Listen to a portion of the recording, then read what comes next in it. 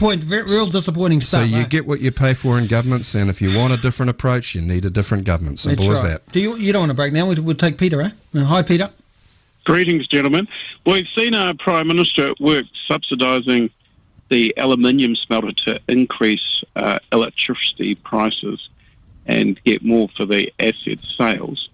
The Australian banks have 90% of the market in New Zealand and is about 4.5 billion of profits, about 15-20% of their bottom line. So the New Zealand economy is slaves supporting the Australian economy. Now, Michael Joseph Savage, the party that you are in, used the Reserve Bank to create credit to build infrastructure and houses.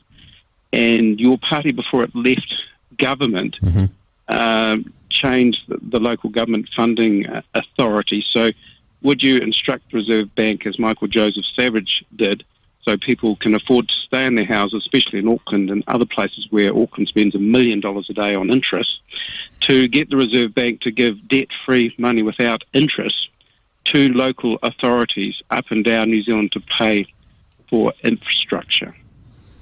Well, wouldn't it be great if we could all get free money? I don't think it's not quite. Hang on. Yes or no? No.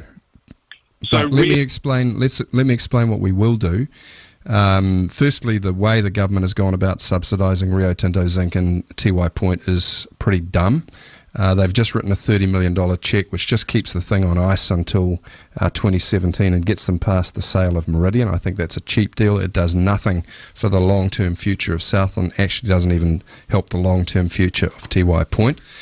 You, as a result, you're quite right, are spending 10% more on your power bill than you'd otherwise need to be. Okay, so your second question is whether the government would have a role in credit creation. The government can have a role, but not just by printing money or not by printing money. The role is done by policies through the Reserve Bank that change the amount of money that's being created and the price of money. So either the interest rate or things like reserve asset ratios and leverage ratios that control how much credit is being created. Now, in an extreme situation, governments can print money themselves. It's called quantitative easing. Guess who? The US and the UK are doing a lot of that at the moment. That's why world share markets have been reasonably healthy. There's been enough credit in the system. But they have very, very low interest rates, lower than ours are.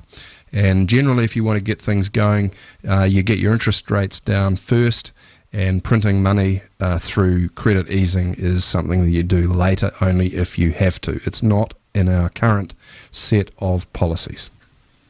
Okay, we'll go to George. Hi, George.